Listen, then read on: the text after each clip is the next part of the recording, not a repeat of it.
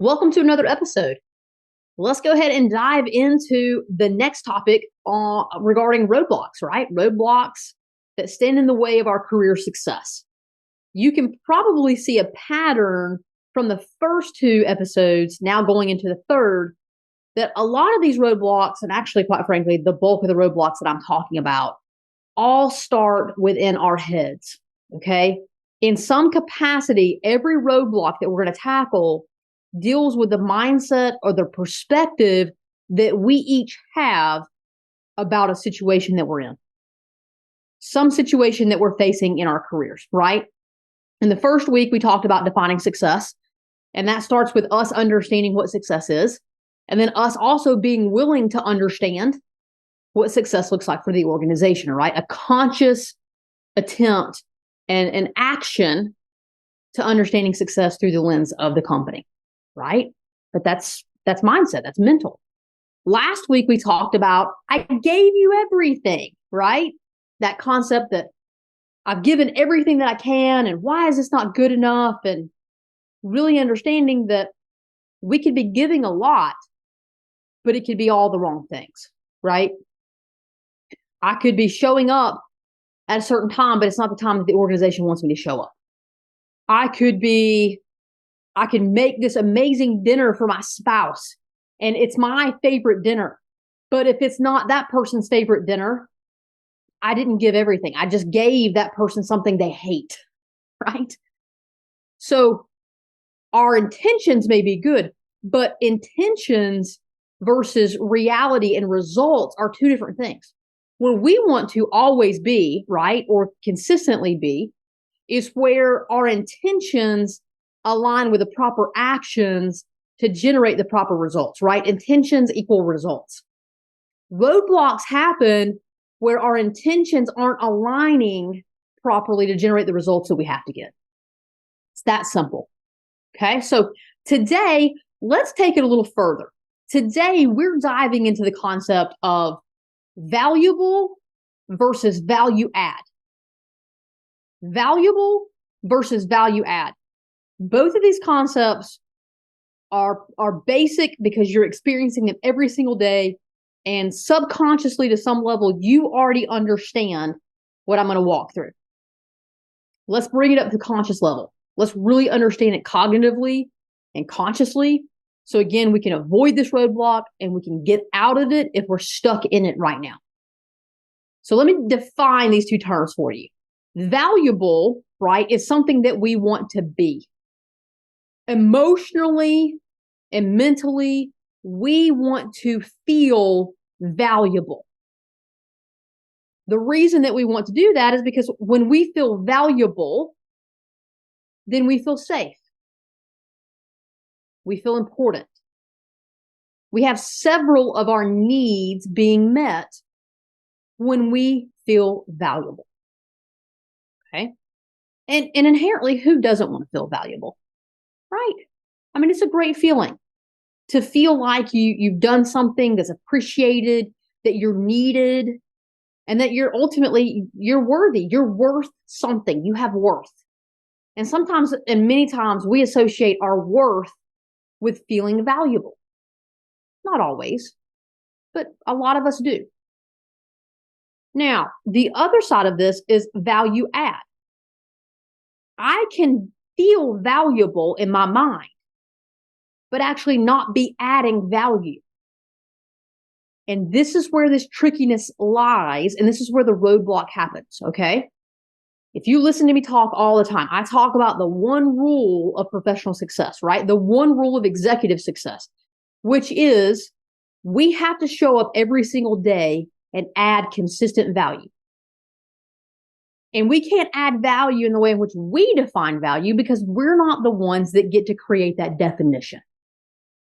The customer gets to define value. And in our worlds, right, as employees, as executives, as leaders in someone else's organization, the customer that we work for is the organization itself. Okay? The organization is our customer. It defines what it values, and then we have to show up and deliver that level of value. When we do that, we get financially compensated for it, right? We trade the value that we add for the paycheck. Very simple equation there, right? Okay. So if the company defines value, then what we want to do is be a value add. We want to add value to the organization on a consistent basis. When we do that, we actually become valuable to the organization. They appreciate us, right? We get promoted. We get the pay raises. We get the bonuses. We get all the different things that come with being a value add to the organization. But if I do actions and functions that make me feel valuable, meaning I really like doing this, I really like running this project, I really like volunteering for these things, whatever it is, okay? I like getting my hands dirty and talking through and creating process and procedure because that makes me feel valuable because I feel like I'm contributing really well. And yet the role that I'm in, especially as a new executive, is not that role. I'm no longer getting my hands dirty, putting my hands in the process and creating a process. I'm over here creating the strategy and then looking to my team to say, okay, here's the strategy. Now create the process to go execute and win and deliver on the strategy, right? I'm next level. I'm higher than that now as an executive. I have to leave process creation to my team. But if I'm over here still creating process, for example, because that's what makes me feel valuable and I feel safe and I feel confident doing that, because I don't feel so safe over here doing these new things that these executives do because I haven't learned how to do that yet, for example. I may be doing things that make me feel safe, but I'm not safe. I'm not safe because the only thing that actually makes me feel, actually not makes me feel, what actually ensures my safety, my security in the role and in the organization is when I'm actually adding value based on the definition of value that the company created. Because the company's defined what we need to do. They said, here's the job and here's a job description and here's what you need to do to add value to the organization. And our role is to show up and perform those functions and fulfill those needs and add that level of value. If I do anything outside of what the company's asked for, that can be a bonus. That can be an add-on, but it can't be in exchange of, right? It can't be rather than. And that's where people run into a roadblock. I know the company didn't ask me to do this. I know the company, didn't necessarily need me to do this, but you know what? They always appreciated it before, so they'll probably appreciate it again. We tell ourselves stories. Again, it's all in our minds for the bulk of what I'm talking about. And here's the thing. We do things that we think are valuable, that we convince ourselves are valuable to the organization because we enjoy doing them, because we feel good doing them, because we feel safe, and we tell ourselves we're contributing when we do them. And then when the company doesn't appreciate it and doesn't reward that behavior, we get very angry. I sacrificed all my time, right? I gave everything. The company didn't ask you to give those things.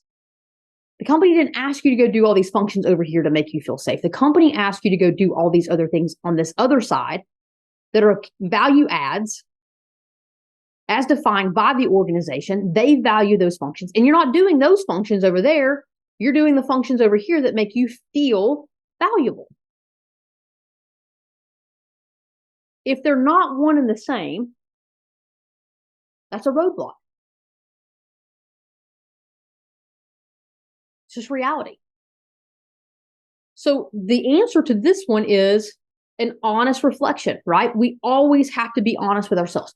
We must face reality on what we're doing and the functions that we're performing and say, am I doing this because it makes me feel valuable? Or am I doing this because it's a value add?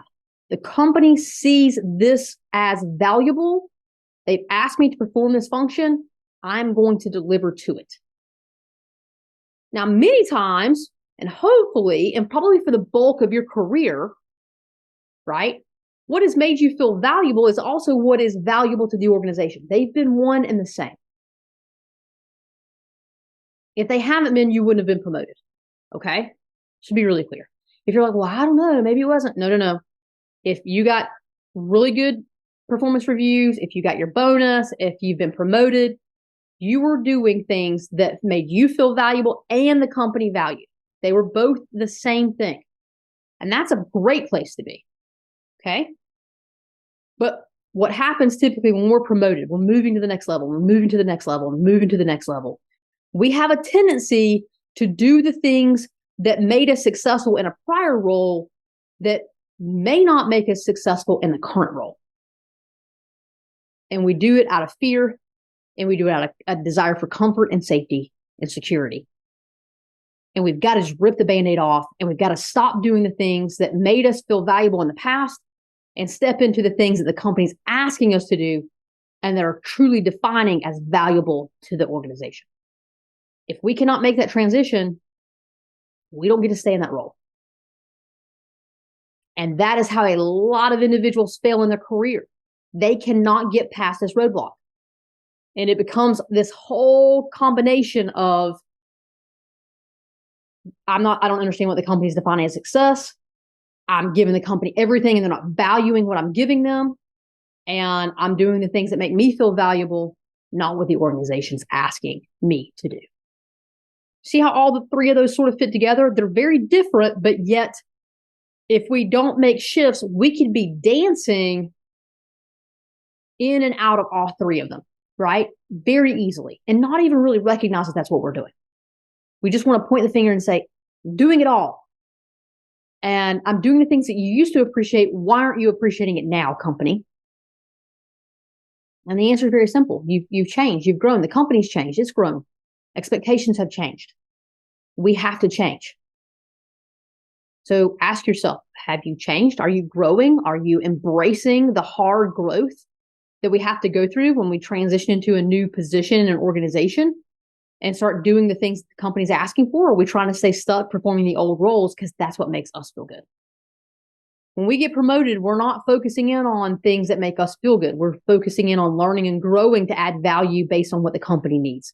When we achieve that, we're next level successful. We've grown our skill set. We've grown our capabilities. We're adding the highest level of value. Everybody's winning. But we have to move out of what feels safe and into what is a value add. Okay? So homework today is just face reality. Take a look. Are you doing things to make you feel valuable? Or are you doing things that are value add? And you'll know. And if they're both, if they're one and the same, that's the sweet spot. But if you're new and you're figuring it out, this is where the gut check has to come in. You've got to intentionally focus on value add, not valuable, until they become one and the same. All right? Awesome. Go have a great rest of the week. As always, go and be legendary.